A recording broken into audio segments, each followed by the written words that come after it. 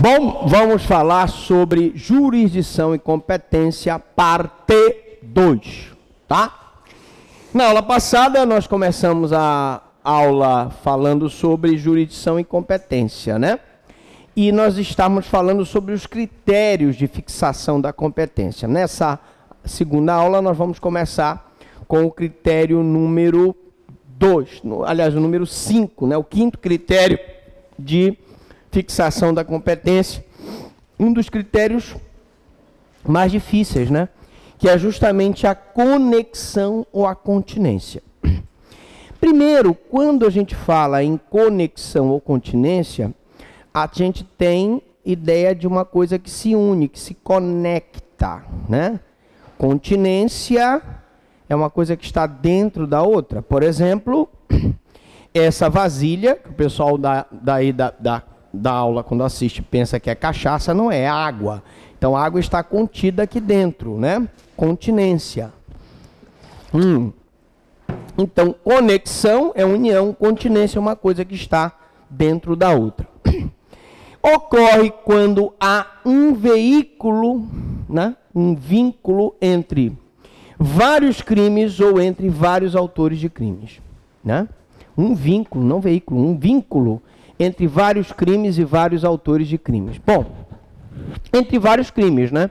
Posso ter um crime no estádio de futebol, um quebra-quebra, né? Um porradal, e várias pessoas envolvidas naquela briga de torcida. Eu tenho vários crimes no estádio. Ou posso ter vários autores de um crime, né? Nós tivemos recentemente vários protestos aí, em que várias pessoas, né, quebraram lojas, incendiaram ônibus e etc. Então eu tenho aí vários autores de crimes. A rigor, é critério de alteração de competência e não de fixação de competência. Por quê? Porque quando eu digo critério de fixação, locus delicti, local do delito, a residência do réu. Agora, se eu tiver um critério de conexão e continência, ele acaba tirando da fixação originária e levando para uma outra competência, um outro grau de jurisdição. Bom, mas continuemos então. O que é conexão? Conexão é um liame, né? Entre dois crimes ou dois ou mais crimes ou dois ou mais autores de crimes. Essa conexão, ela se divide em intersubjetiva, que é a que ocorre quando várias pessoas praticam vários crimes no mesmo momento, exemplo, briga ocorrida em um estádio de futebol. A conexão intersubjetiva entre sujeitos é aquela que ocorre quando várias pessoas praticam crime, por exemplo, num estádio de futebol. Quando várias pessoas praticam um apedrejamento de um ônibus, ou várias pessoas tocam fogo no carro da polícia, ou várias pessoas invadem uma locadora de veículos, etc., né? Eu tenho várias pessoas que brigaram aqui no estádio de futebol. E o que isso vai fazer? Bom, você poderá me dizer, mas professor, o locus delicti foi o estádio. Beleza, isso aí já fixa a competência do estádio de futebol.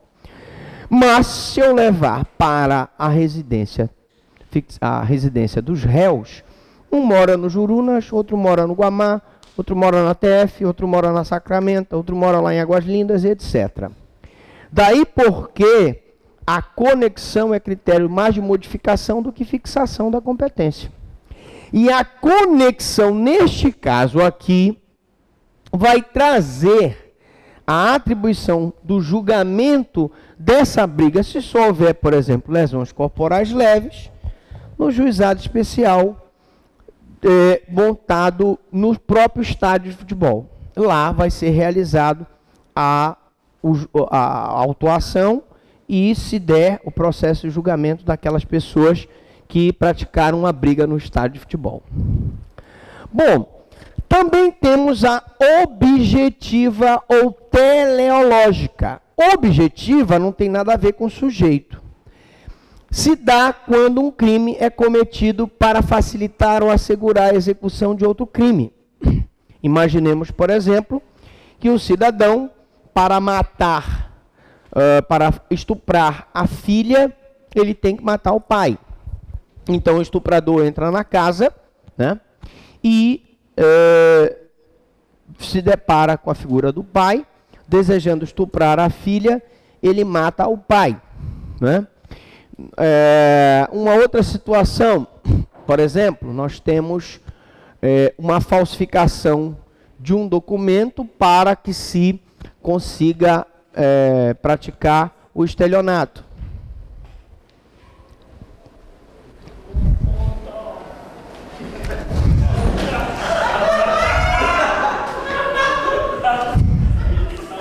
Então, quando eu pratico um crime para que tem uma conexão objetiva com outro, uma conexão teleológica, eu vou ter uma conexão que vai mudar a competência e julgamento desse crime. Exemplo, nós temos muitas situações de crimes que são praticados, gente, em que a pessoa mata a testemunha do homicídio para poder se ver livre de uma acusação.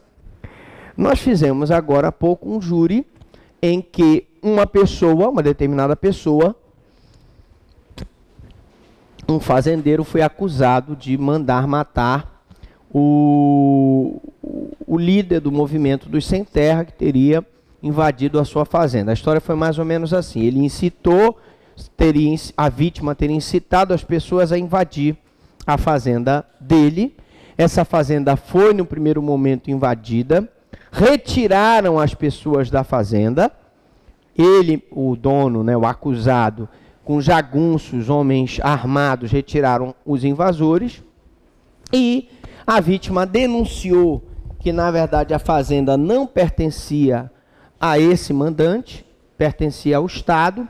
O INCRA foi lá, arrecadou a terra e o cidadão ficou sem a terra. Então ele tinha realmente um motivo para ceifar a vida, supostamente, desta vítima.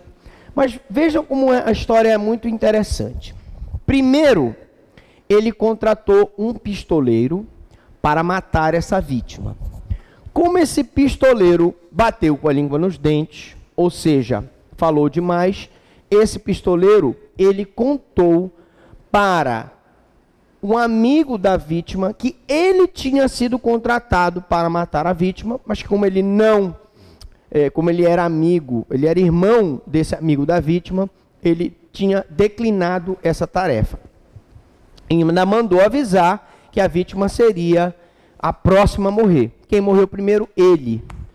Então, o primeiro que morreu foi o pistoleiro. Depois se contratou um outro pistoleiro, ele foi lá, perguntou se o cidadão podia resolver um problema previdenciário. A vítima, muito prestimosa, disse: não, eu resolvo. E na hora que ele estava explicando como pedir a aposentadoria, o cara puxou da arma e matou a vítima.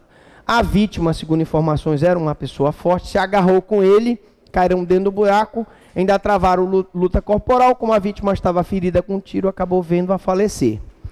A primeira pessoa que deu apoio e que reconheceu o acusado e prendeu o acusado e tomou a arma do crime, também foi morta. O outro vizinho que teria visto supostamente o mandante indicando o local onde a vítima poderia estar na hora do crime, também foi morto. Então aqui, senhores, eu tenho uma conexão objetiva ou teleológica. Eu tenho um crime principal de homicídio e vários crimes secundários de assassinato da testemunha, assassinato do vizinho, assassinato do primeiro pistoleiro. E o que isso vai significar? Mesmo que supostamente um crime tivesse sido praticado numa comarca A e os outros tivessem sido praticados numa comarca B, C, D, E, como o crime principal é da comarca A, ele vai acabar avocando e ele vai modificar a competência. Por isso que eu digo que a conexão, ela muda a competência. Então, por exemplo, ao invés de ser julgado na comarca E, na verdade vai ser julgado na comarca A. Mas, professor, o senhor não disse que o local do delito é que fixa a competência? Fixa a competência, seria a comarca E.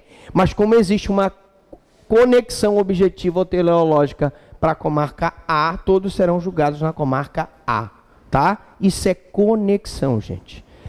Conexão objetiva. A subjetiva, sujeitos. Intersubjetiva, entre sujeitos. A objetiva teleológica é a conexão que o crime é praticado para facilitar ou segurar a execução de outro crime. Eu tenho também a conexão instrumental ou probatória, né?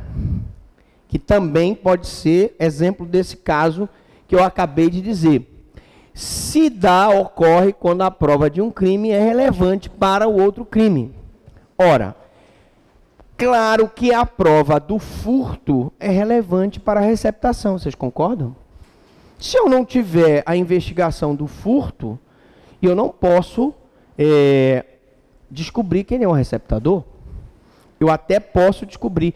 Descobrindo o receptador, normalmente eu descubro de onde veio o objeto furtado. Mas com essa conexão que nós chamamos instrumental ou probatória, isso significa dizer que um promotor de justiça, quando oferecer a denúncia contra a pessoa que praticou o furto, se a polícia civil tiver apurado também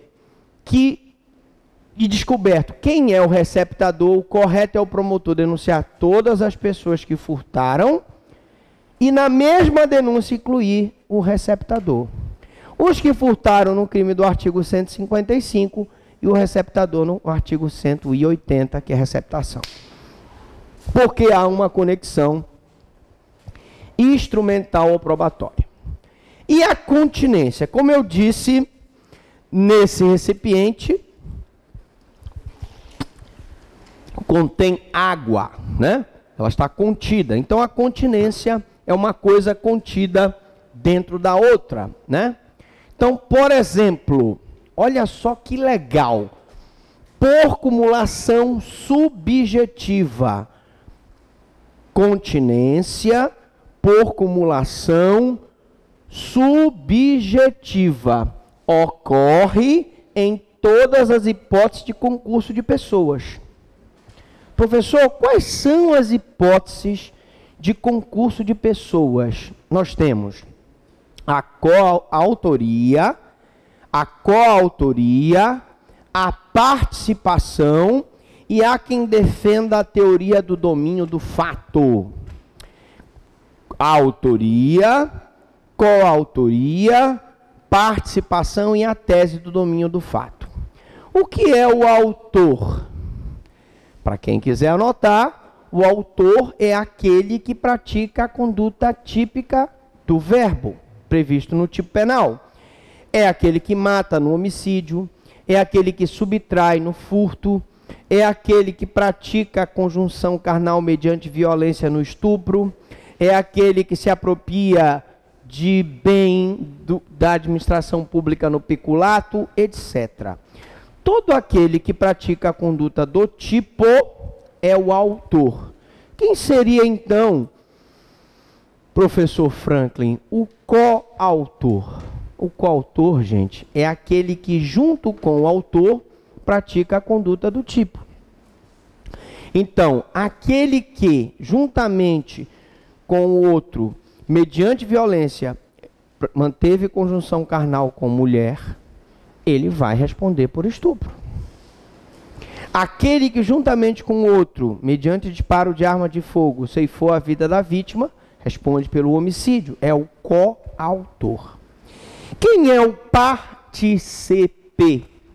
O partícipe é aquele que, muito embora não tenha praticado a conduta prevista no tipo, o verbo previsto no tipo, concorreu de qualquer modo para a prática do tipo penal.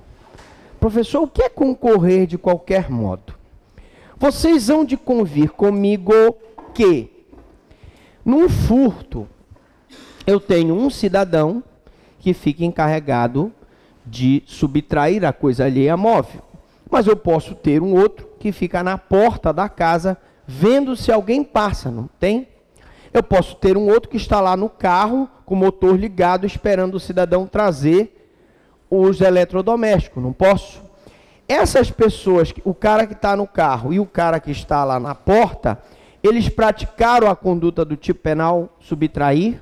Não, não praticaram. Quem praticou a conduta do tipo subtrair foi aquela pessoa que entrou na casa da vítima e subtraiu a coisa alheia móvel. Os que ficaram no carro, né? Os que ficou só olhando se passava algum policial, esses aí só concorreram de qualquer modo para a prática do crime. Então eles são partícipes. E o que seria a teoria do domínio do fato? Essa teoria do domínio do fato, muito contestada por muitos criminalistas, diz o seguinte: aquele que tem o domínio do fato, aquele que coordena a conduta dos demais autores e coautores e partícipes, né? Ele deve responder tão ou mais gravemente em relação ao crime contra aquele que executou. Ora, os mandantes desses crimes de homicídio que acontecem no campo, esses mandantes, na verdade, eles não praticam a conduta do tipo, eles não são autores, nem coautores, mas ele que contrata o pistoleiro, ele que fornece a arma, ele que paga a passagem, ele que hospeda o pistoleiro, ele que dá fuga ao pistoleiro. Então, convenhamos, ele controla toda a ação. Aquele pistoleiro ali é um mero instrumento na mão dele. O pistoleiro responde como autor do crime, mas o mandante deve responder porque ele tem o domínio do fato. É ele que controla a ação dos demais autores, coautores e partícipes. Bom, então, quando houver uma hipótese de concurso de pessoas, quer seja pela autoria, coautoria ou participação, nós teremos uma acumulação subjetiva. Ou seja, nesse caso do júri, em que eu participei, nós tínhamos o executor, o pistoleiro já tinha sido condenado e foi a julgamento. O mandante, o suposto mandante, e o suposto partícipe, que teria dado a arma para a conduta praticada pelo matador de aluguel. Logo, eu tenho aqui uma acumulação subjetiva. O que significa acumulação subjetiva, professor Franklin?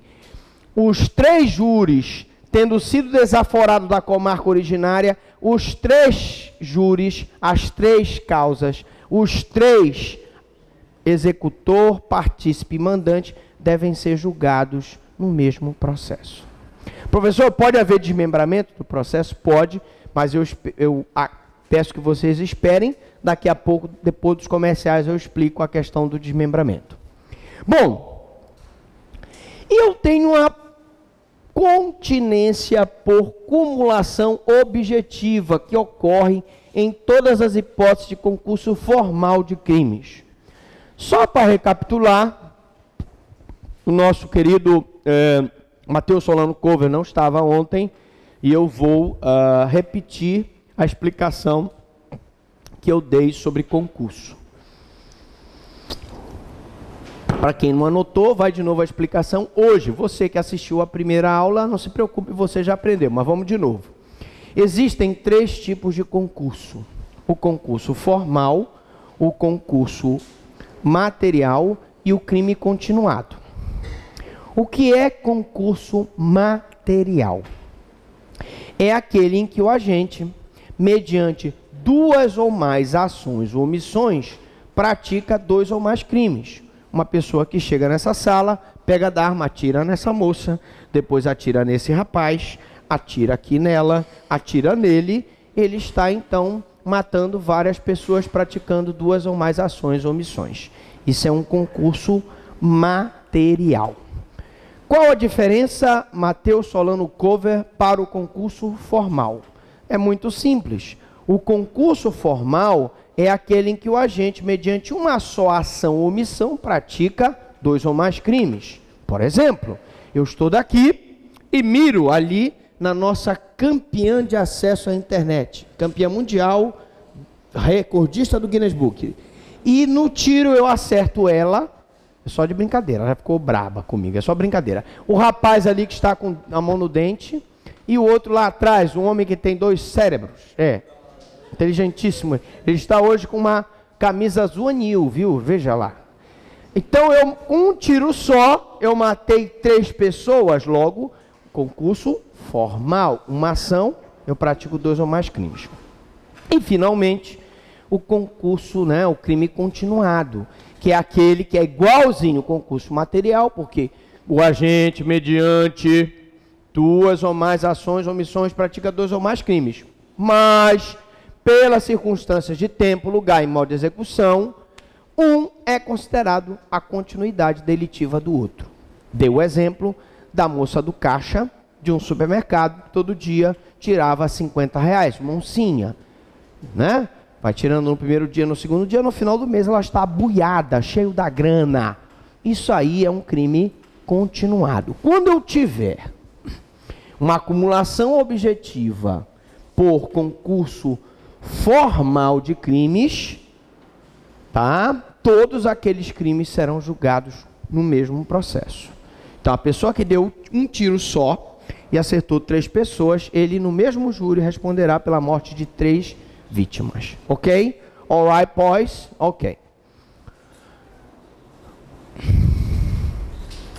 Efeitos da conexão e da continência. Como eu disse para vocês, como é uma coisa contida na outra, uma coisa conexa, ligada, né? Veículo que se liga com o outro, eu tenho um processo único e julgamento único. A sentença é única. Um foro ou um juízo tem força ativa sobre o outro. No nosso caso lá do fazendeiro, os crimes aconteceram em várias comarcas diferentes. Mas como o processo principal foi avocado para Belém, todos os autores, partícipes, todos os que tinham domínio do fato serão julgados na comarca de Belém do Pará, porque foi desaforado. Mas professor, mas olha, uma testemunha morreu no município X, outra morreu no município Y, outra morreu não sei aonde. Não interessa, porque o efeito da conexão e continência é justamente a unificação dos feitos do processo de julgamento. Professor, se um desses crimes for de competência do tribunal do júri? A pergunta é, se um desses crimes for da competência do tribunal do júri? No caso porque nós temos um homicídio, né? O júri, gente, ele tem prevalência sobre a justiça comum. Se eu tiver um processo da competência do tribunal do júri e um crime conexo que não seja do júri, todos serão julgados pelo júri. Por exemplo, se eu tiver um homicídio em conexão com furto, julgado pelo júri. Homicídio em conexão com tráfico, julgado pelo júri. Homicídio em conexão com estupro, julgado pelo júri. Porque o júri, nesse caso, tem força atrativa sobre o processo da justiça comum. Mais uma peculiaridade para os senhores que estão querendo aprender processo penal. Senhores, cuidado, porque no júri, mesmo que haja prova de causa excludente de ilicitude ou excludente de culpabilidade do crime conexo, na hora que o juiz do júri pronuncia, ele não deve reconhecer essas causas excludentes de ilicitude e culpabilidade. Professor, deixa eu ver se eu entendi. Vamos supor que eu tenha um homicídio e tenha um furto. E esse furto eu perceba que tenha sido praticado contra o próprio ascendente, o que isentaria, em tese, o filho do furto.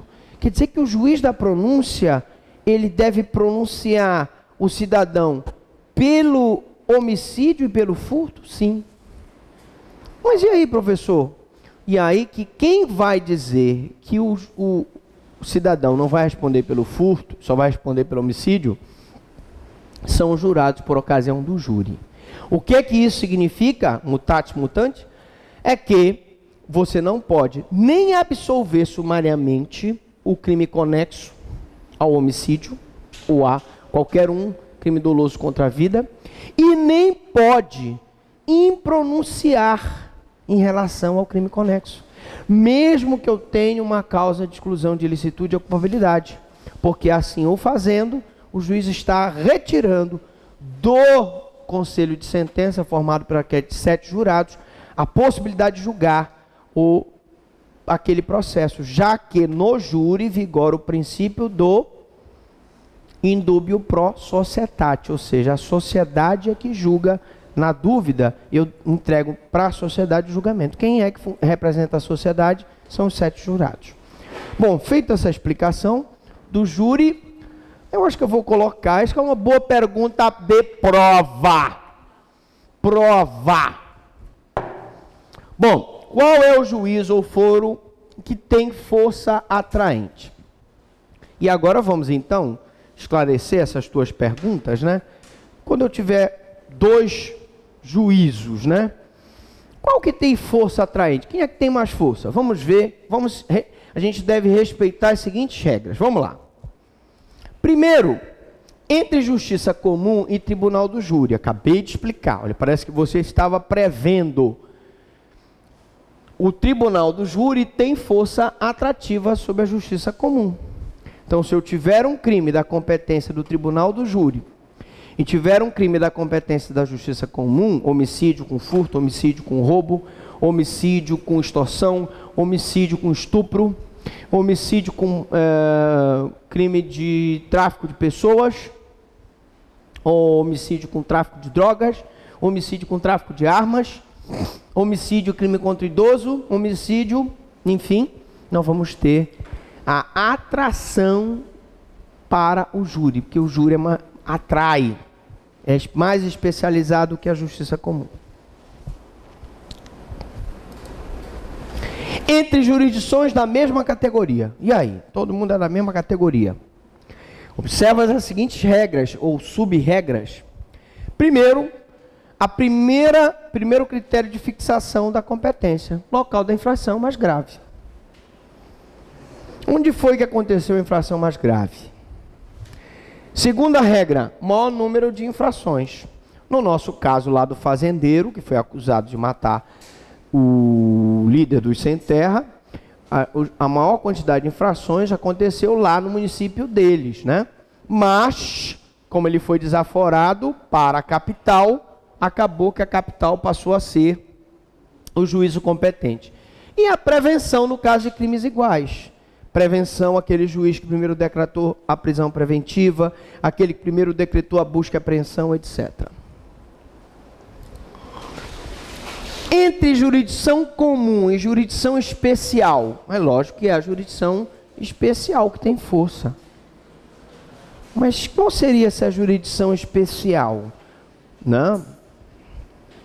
Por exemplo, o Tribunal de Justiça tem jurisdição especial em relação ao juiz de direito da comarca. O federal tem jurisdição especial em relação à justiça comum. Então, aquelas situações em que eu tenho o Supremo, um deputado federal, um senador que está respondendo o processo no Supremo, qualquer coautor partícipe que não tenha jurisdição especial, acaba tendo prerrogativa de função para responder perante o Supremo, uma jurisdição especial em relação ao juiz federal. E assim sucessivamente, o STJ em relação ao Tribunal Regional Federal, né?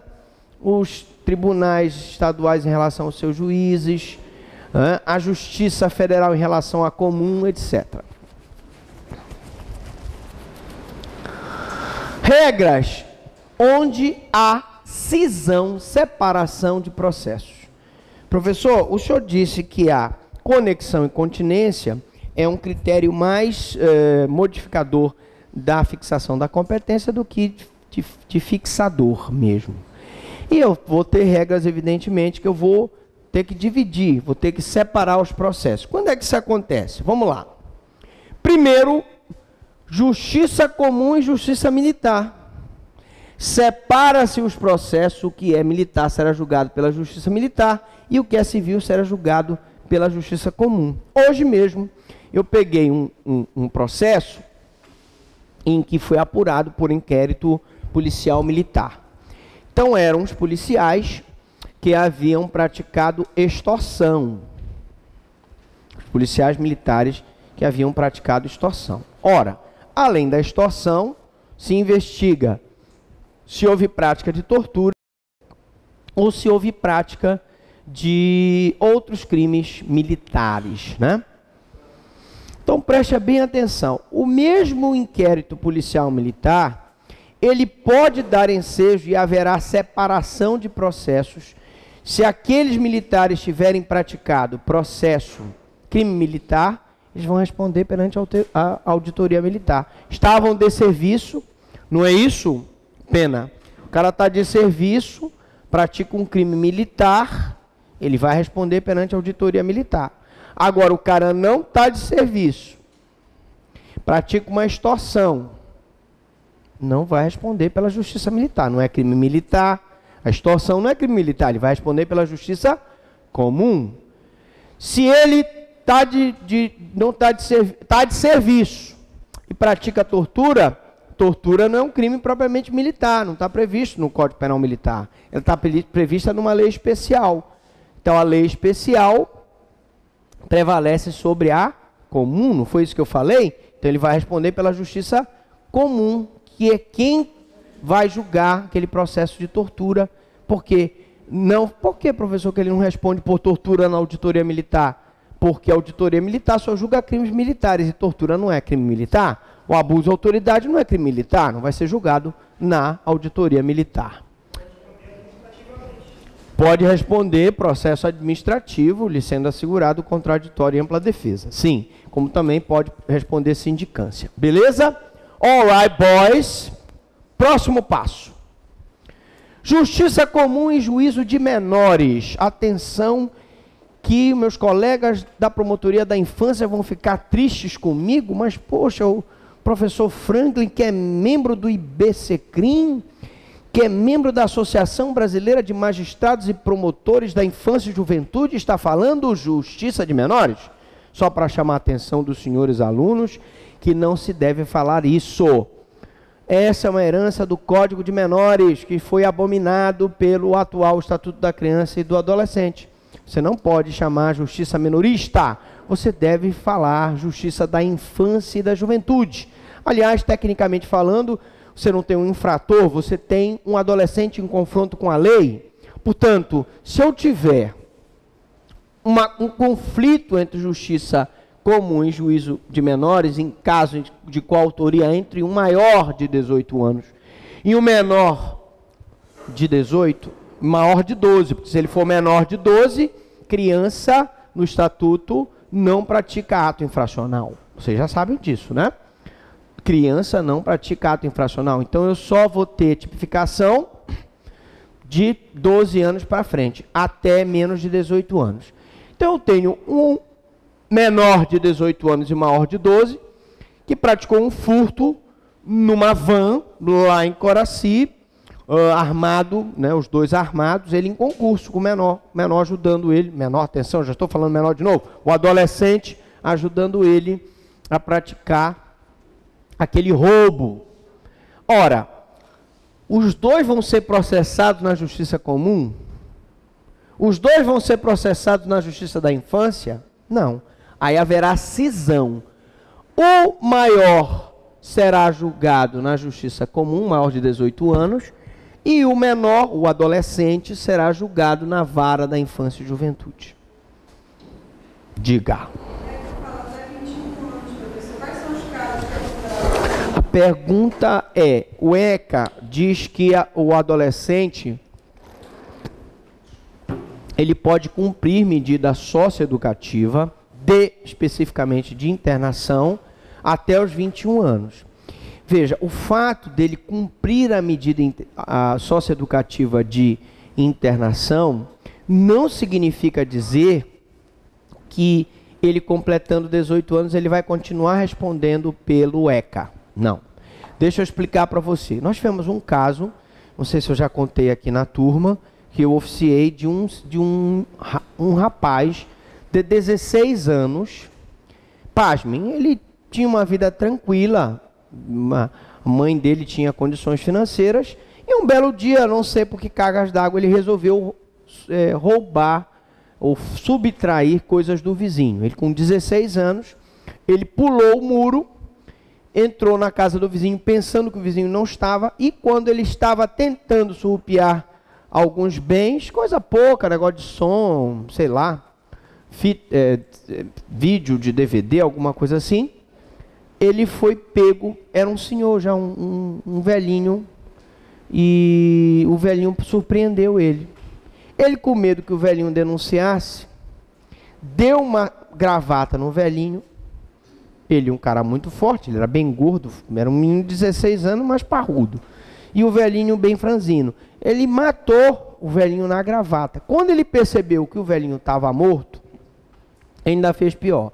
Pegou o álcool que tinha na casa do velhinho, botou no corpo e tocou fogo no corpo do velhinho. Bom, ele foi processado na vara da infância por latrocínio, e o juiz o condenou a uma medida socioeducativa de internação. Medida que ele vai cumprir até os seus 21 anos.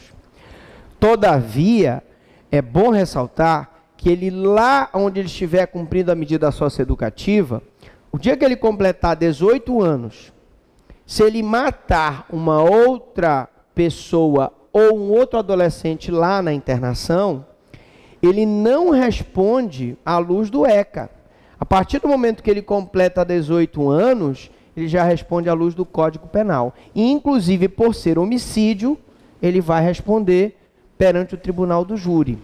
Então, cumprir a medida socioeducativa até os 21 é uma coisa, e a responsabilidade penal e civil é outra. Ambas se obtém quando se completa 18 anos. Tá bom? Alright. Es que vosotros están muy sencillos. Entonces vamos a ver. Coautoria. Se no decorrer do processo um réu ficar louco, o processo para e esse fica suspenso e para o outro continua. Quando eu era promotor de Conceição do Araguaia, parecia brincadeira de criança, né? Por quê? Porque eu tinha alguns processos de homicídio em que eram duas pessoas que tinham matado a vítima, vamos supor. E o advogado, muito esperto, pedia um exame de insanidade mental de um dos acusados. E o que é que acontecia? Como não tinha o perito para fazer a perícia médico-legal, né, saber se realmente era incapaz de entender o caráter ilícito do fato ou de determinar-se de acordo com esse entendimento, se instaurava um incidente de insanidade mental em relação àquele que supostamente ficava louco, o processo dele ficava suspenso, e o outro, que era o coautor, que também tinha participado do homicídio, que o advogado não tinha arguído a insanidade, ia ser submetido a julgamento, era pronunciado e submetido a julgamento perante o tribunal do júri. Então, quando eu tiver uma situação como essa, uma pessoa ficar louca, um acusado, o réu ficar louco, eu instauro o incidente de insanidade mental, suspendo o processo contra ele até que seja feita a perícia e comprovado que ele realmente é inimputável, e contra o outro o processo prossegue. Tribunal do júri, em caso de coautoria, a intimação da pronúncia é feita pessoalmente em caso de um réu presente e outro foragido, prossegue-se o processo para um e para o outro. Mas também depende, né? Para o outro, se for conveniente. Eu posso ter um julgamento hoje perante o tribunal do júri sem a presença do réu. O réu não precisa comparecer ao júri, tá? Agora, pode ser conveniente eu suspender o julgamento por réu foragido, porque aí eu não vou ter as testemunhas que eu quero, eu vou precisar ainda de uma perícia, de alguma coisa que comprove a autoria e materialidade dele, aí eu suspendo o julgamento, mas não necessariamente só porque ele está foragido, porque hoje eu posso fazer o júri sem a presença do réu, sem que isso importe em presunção de culpabilidade. Plenário do júri. Em caso de 2 réus com advogados distintos, o processo é separado. Mas espera aí, sempre é separado? Não. Espera aí, calma. Quando a tese de um conflitar com a tese do outro. Aconteceu várias vezes da gente ter uma coautoria e um derrubava o outro, um colocava na costa do outro. E eu tinha, inclusive, um amigo meu que é juiz, e que ele dizia pro cara, rapaz, tu tá livrando o outro, rapaz, desse crime aí. Olha, ele veio aqui e falou mal de ti, disse que foi tu, e provocava o réu. Claro, ele não podia fazer isso, mas ele fazia, e às vezes o cara caía, pegava a corda, e aí derrubava. Era uma técnica que ele tinha. Lógico que, à luz de todo o ordenamento jurídico, ele não poderia fazer isso. Mas, de qualquer forma, há separação, e cada um fica com um advogado diferente, porque eles têm teses diferentes, antagônicas. Se os dois têm a mesma tese, pode ter o mesmo advogado, sem problema nenhum. Uma tese não conflita com a outra. Se não, separa-se. De acordo com o artigo 80 do CPP, isso pode ser modificado com a reforma do CPP, o juiz separa os processos quando julgar conveniente. Na prática, em caso de coautoria, um preso em flagrante e outro foragido, separa-se o processo. Geralmente, o processo contra o que está preso vai mais rápido do que contra o foragido, que por razões óbvias vai ser mais difícil de instruir, porque ele está foragido. Perpetuação da jurisdição. Havendo crimes conexos, o juízo que começou o julgamento de um crime deve julgar os demais. Nesse caso que eu falei do fazendeiro, que supostamente matou esse líder dos sem terra, existem outros fazendeiros do grupo dele de fazendeiro, que era um conjunto supostamente de fazendeiros, e formaram uma verdadeira organização entre eles fazendeiros, para matar esses sem terras. Mataram mais de 5 pessoas lá na região, contratando da mesma forma pistoleiros para matar. Então, como o júri da capital já julgou o primeiro caso, tem um outro fazendeiro que está em grau de recurso. Se o recurso do Ministério Público for procedente, ele também será julgado pelo mesmo juiz da capital, porque o juiz que começou um julgamento de um deve julgar os demais. E aí, se aparecerem novos coautores e partícipes, também serão julgados pelo juiz da capital. Porque houve um desaforamento, né? Tribunal do júri. No tribunal do júri, o crime desclassificado passa para o juiz presidente julgar. Já o outro crime conexo, por exemplo, o crime de estupro, continuará sendo julgado pelo tribunal do júri. Bom, agora cuidado. Cuidado, porque é um perigo essa questão. Nós temos 2 tipos de desclassificação no júri, tá? Eu tenho a desclassificação que é feita na primeira fase do júri e a desclassificação que é feita na segunda fase do júri. Professor, o que é desclassificação? Desclassificação é quando o juiz presidente do júri entende que não se trata de um crime doloso contra a vida. Não é caso de homicídio, não é caso de auxílio ao suicídio, não é caso de aborto e não é caso de infanticídio. Por exemplo, imagine que a pessoa está sendo acusada de uma tentativa de homicídio. Todos os crimes dolosos contra a vida, na sua forma consumada ou tentada, são julgadas pelo júri. Mas imaginemos que na primeira fase do júri, chamada juízo da acusação, ou iudicium in accusationis, o juiz resolve desclassificar o fato.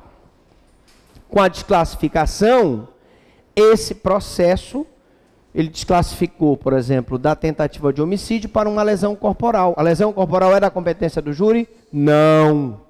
Logo, vai ser julgado pela juiz singular. Então, o processo vai ser remetido para o juiz singular.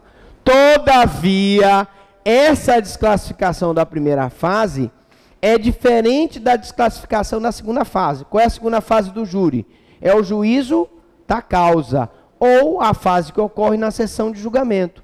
Se os 7 jurados na sessão de julgamento desclassificarem o crime de uma tentativa de homicídio para uma lesão corporal, aí o juiz presidente do júri não manda para o juiz singular, não. Porque na sessão do júri, ele tem a incumbência de lavrar a sentença, de proferir a sentença, condenando o acusado pelo crime de lesão corporal que foi reconhecido pelos jurados.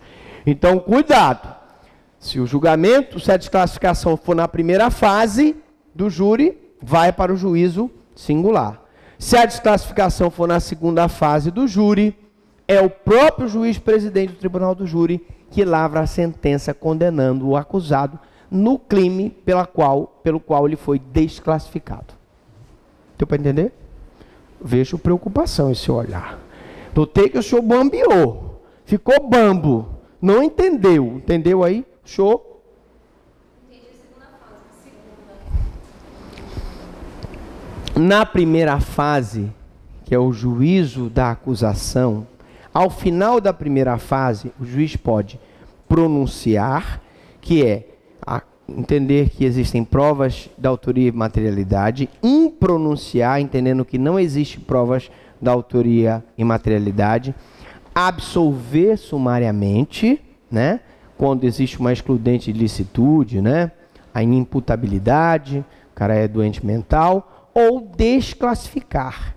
Essa desclassificação da primeira fase, se ocorrer na primeira fase, essa desclassificação, ele vai remeter, tá, para o juiz singular, que é quem vai proferir a sentença.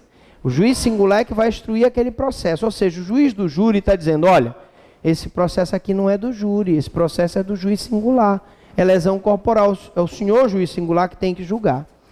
Mas se ele pronunciar e a desclassificação ocorrer na segunda fase do júri, na sessão de julgamento perante os 7 jurados, e foram os 7 jurados que, representando a sociedade, reconheceram que aquele crime não é lesão, não é tentativa de homicídio, é uma lesão corporal, aí o juiz presidente vai proferir a sentença. O juiz do júri, mas professor, ele é juiz do júri, ele só julga processo de crime doloso contra a vida? Não.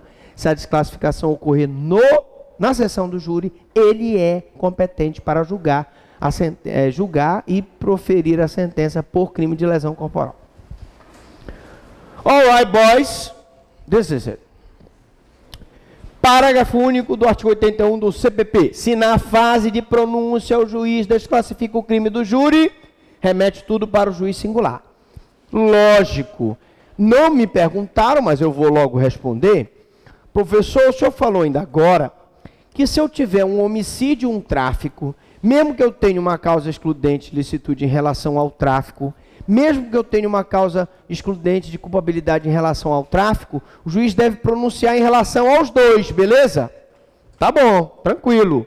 Porque quem vai decidir sobre a excludente vai ser os jurados lá na segunda fase. Beleza. Só que ninguém me perguntou, professor, mas e aí se eu não tiver prova da autoria e materialidade do homicídio e tiver também uma excludente de licitude em relação ao tráfico, como é que faz? Olha, ele não pode pronunciar por homicídio, não pode submeter a julgamento o homicídio, se ele não tem provas da autoria e da materialidade. Então, se na fase de pronúncia o juiz desclassificar o crime do júri, remete tudo para o juiz singular. Ou seja, não é homicídio. E não é tentativa de homicídio, é lesão corporal. Quem é que julga a lesão corporal? O juiz singular, remete para o juiz singular. Não é homicídio, mas é tráfico, manda para o juiz singular. Não é homicídio, mas é furto, manda para o juiz singular. Não é homicídio, mas é estupro. Havia um homicídio e um estupro. Só se provou o estupro. O homicídio não ocorreu. Manda para o juiz singular. Deu para entender? Eu às vezes fico pensando, meu Deus, será que eu estou falando grego? Porque umas caras tão preocupadas olhando para mim. O senhor, por exemplo, Pena, você está com os olhos esbugalhados. O senhor está preocupado. Eu vejo preocupação em seu olhar. Tranquilo. Vai arrebentar. Está tranquilo. Pronto. Bora lá. Bom, o juízo com força atrativa pode avocar processos que correm por outras varas.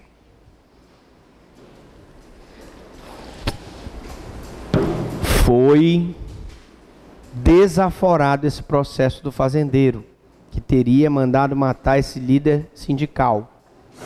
Esse processo veio para Belém. O juízo de Belém pode avocar os outros processos relacionados a esse crime? Pode. Pode. Não é obrigado, mas a lei diz que ele pode. Ele geralmente não faz, porque é mais trabalho para ele. Já pensou se trazer todos os coautores e partícipes, todas as testemunhas que foram assassinadas, para ele julgar também? Mas ele pode fazer. Competência pela prevenção. Juízo prevento no cível. O juízo torna-se prevento com a citação válida. A citação válida no cível, ela torna prevento o juízo, induz litispendência e faz litigiosa a coisa. Vamos repetir. No juízo cível, a citação válida torna prevento o juízo, induz litispendência e faz litigiosa a coisa. Citação válida. E no criminal? Juízo prevento no crime dá-se a prevenção quando o juiz tomar conhecimento oficialmente da infração. Professor, então no criminal não é a prevenção com o recebimento da denúncia? Não. Recebendo a denúncia serve para contar o início do processo. Professor, então quando ele tomar conhecimento, ele já previne o juízo se ele praticar qualquer ato, como por exemplo, busca e apreensão, decreto de prisão preventiva, concessão de liberdade provisória, alguma coisa nesse sentido. Transformou o flagrante delito em preventiva, ele está tornando o juízo prevento. A prevenção fixa o foro ou o juízo? Qual a diferença?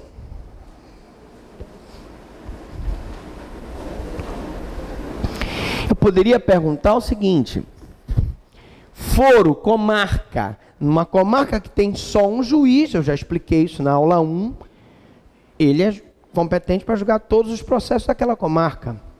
Mas em que eu tiver 2 juízes, eu posso ter a fixação do foro, da comarca, mas o juízo não, porque eu tenho 2. Aí fixação pelo juízo vai ser pela distribuição. Então depende, ora fixa o foro, ora fixa o juízo. Deu para entender? Se eu tenho um juiz numa comarca, ele é competente para todos os processos. Mas uma comarca como São Paulo, que são muitos e muitos e muitos juízes, eu fixei a competência de São Paulo pelo locus delicti, mas eu vou ter que fixar outra competência pela distribuição para ver qual é a vara criminal que vai julgar aquele caso. Hipóteses concretas de prevenção de juízo. Por exemplo, se você entrar com pedido de explicações em juízo, isso previne o juízo. Pedido de explicações em juízo previne o juízo. Não tem aquela situação em que a pessoa, o cara escreveu lá, a mulher, esta mulher é especialista na arte do decote e outras coisas mais. Ela se sente ofendida e entra com uma interpelação judicial. Essa interpelação judicial que é um pedido de explicações para que o cara diga o que ele quis dizer com outras coisas mais, é um pedido de explicações que previne o juízo. Outro exemplo, 2, busca e apreensão previne o juízo. O juiz decretou busca e apreensão para dar uma olhadinha lá na casa do cara, ver se encontra algum instrumento na prática do crime. Previne o juízo. Não previne o juízo, habeas corpus em primeiro grau contra a autoridade policial. Teu cliente está preso, tu vais lá, não houve flagrante delito, não houve a ordem escrita fundamentada da autoridade judiciária competente, você entra com HC perante o juízo da comarca, porque o delegado prendeu ilegalmente, mas isso não previne o juízo. Não previne o juízo. 2, o envio de cópias ao Ministério Público não previne o juízo. O Ministério Público não é poder judiciário. Você pode até enviar cópias para o MP pode até, com as cópias que você mandar das provas, oferecer a denúncia, mas isso não previne o juízo. Lei penal nova favorável. Quem aplica? Perigo. Poderá ser pergunta de prova. Lei penal favorável. Depende, né? Depende. Por quê? Se o processo está no primeiro grau, é o juiz de primeiro grau. Vamos supor que está tramitando o processo, o cara está respondendo o processo, sai uma lei nova que beneficia ele de qualquer forma. Quem vai aplicar? O juiz de conhecimento. Tranquilo. O juiz que está presidindo o processo. Se o processo está no tribunal, você recorreu e a lei nova saiu, você imediatamente entra com pedido para que o tribunal, na apelação, aplique já a lei nova. Tribunal. E o próprio tribunal que aplica.